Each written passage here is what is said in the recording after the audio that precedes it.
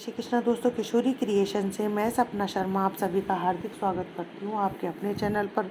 दोस्तों, आज के वीडियो में मैं आपके लिए तुलसी विवाह लेकर के आई हूँ।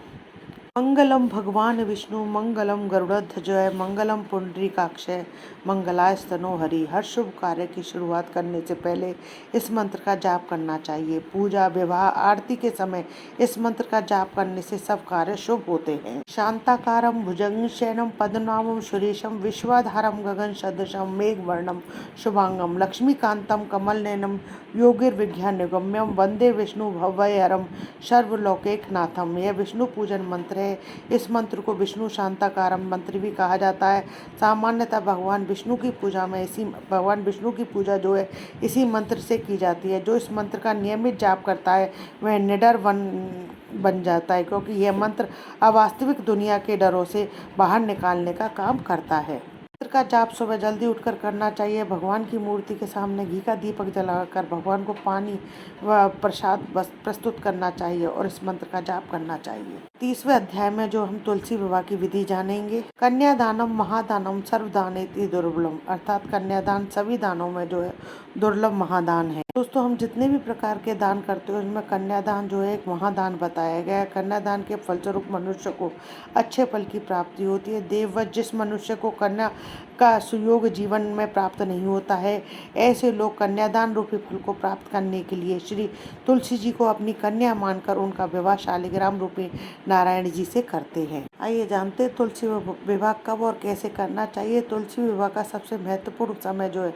कार्तिक शुक्ल देव प्रबोधनी एकादशी यानी देव उठनी एकादशी से लेकर कार्तिक पूर्णिमा तक जो है तुलसी विवाह उपयुक्त रहता है।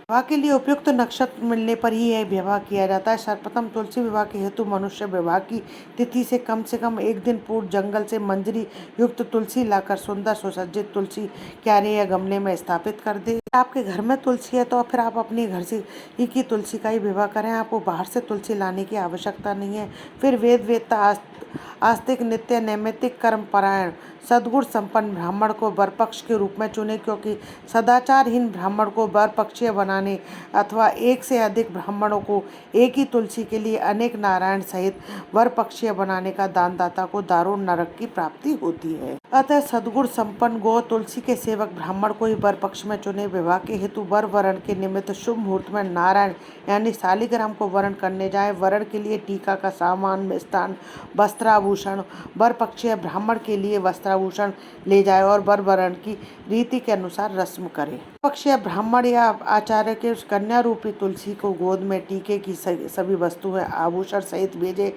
कन्या पक्ष जैसे लग्न पत्र का भेजी जाती है, तदनुसार ब्राह्मण से लग्न लिखा तुलसी जी की गोद में लग्न और मिष्ठान रखें। फिर अपने आचार्य के हाथों नारायण के हेतु वर पक्षीय ब्राह्मण को भेजे। पत्रिका में हरिद्रालोपन, रात्रि जागरण, तेल, कंकड़, बंधन, मंडप आच्छादन, विवाह तिथि आदि सबका उल्लेख करे तथा वर पक्षीय आचार्य भी कलश स्थापित करके गणपति पूजन करा नारायण का वस्त्राभूषण से पूजन कर लग्न ग्रहण करे। अनुसार हरिद्रा तेल आदि कार्यक्रमों को करे। दोनों पक्ष अपने अपने भातइयों को भात की लग्न लिखाकर भात न्योतने जावे। वाले दिन वर पक्षीय आचार्य नारायण का अभिषेक कर दिव्य श्रृंगार धारण कराए। फिर डोला सजाकर कीर्तन व शंख ध्वनि के मध्य बारात लेकर गोधूली लग्न में पूर्व कन्या पक्ष के द्वार पर आए, जहाँ खेत व तोरण की रस्म पूरी की जाए और सभी बारात में पधारे संत महात्माओं को नारायण का भोग लगा करके प्रसाद दिया जावे। कन्या पक्ष तुलसी के धामरे को यथाशक्ति वस्त्र, चुनरी, आभूषणों से अलंकृत करे। फिर विवाह के निमित्त पहले ही निर्मित सुंदर मंडप के नीचे वर स्थान पर नारायण को बैठाए। नारायण की ओर से सभी पूज्य वर पक्षीय आचार्य आदि का पूजनादि कृत्य कन्या पक्ष के सभी एवं कन्या पक्षीय यजमान सपत्नी करे। विवाह में ब्रह्म विधि के अनुसार ही अर्चन, विस्तर, पाद्य, द्वितीय विस्तर, अर्घ्य, आचमन, मधुपर्क आदि की क्रिया संपन्न करे। इसके बाद मधुपर्क तत्संबंधी गोदान कन्या पक्षीय भातई करे। फिर यजमान अग्नि स्थापन कर नारायण के दाईं ओर तुलसी जी को विराजमान करके वस्त्र चतुष्टय का संकल्प करे। आचार्य शंखोच्चार कर यजमान से तुलसी जी की हल्दी स्पर्श कराए। उसके बाद कन्यादान की विधि संपन्न करे। पक्षीय मान अथवा आचार्य तुलसी शालिग्राम के वस्त्रों में गठजोड़ की क्रिया को संपन्न करे। बरपक्षी आचार्य नारायण की ओर से हवन करे। उसके बाद फेरे की रस्म के लिए आचार्य नारायण का कन्या पक्षीय यजमान तुलसी को अपने साथ लेकर ब्रह्म विधि के अनुसार 4 अग्नि की परिक्रमा कराकर पहले की तरह नारायण के दाईं ओर तुलसी को स्थापित कर दे। के समय खील आदि देने का कार्य हो सके तो यजमान का पुत्री करे। फिर आचार्य सप्तपदी की क्रिया पूर्ण कर नारायण के वाम अंग में तुलसी जी को विराजमान करे। की ओर से बरपक्षी आचार्य तुलसी जी की मांग में सिंदूर भरे फिर ध्रुव दर्शन आदि कराकर कन्या पक्ष की ओर से आरती किया जावे। कंगनावर अलंकार पलकाचार आदि की क्रिया संपन्न करे। तुलसी जी की विदा के समय कन्या विदा की तरह ही सामान तुलसी जी को नारायण के साथ सहर्ष विदा करते हुए बरपक्षी आचार्य प्रार्थना करे कि हमारी पुत्री रूपी तुलसी का भली प्रकार निर्वाह करना। उसके बाद कन्या पक्ष के जन शुभ मुहूर्त में तुलसी जी को पग फेरे के लिए बुलाने के लिए जावे। इस प्रकार मनुष्य तुलसी विवाह से जिस फल को प्राप्त करता है वह सहस्त्रों अश्वमेध यज्ञ व वाजपेयी यज्ञ करने से भी प्राप्त नहीं होता है। तो आपके कुल गांव समाज में जिस तरीके से तुलसी जी का विवाह होता हो आप उस तरीके से करें।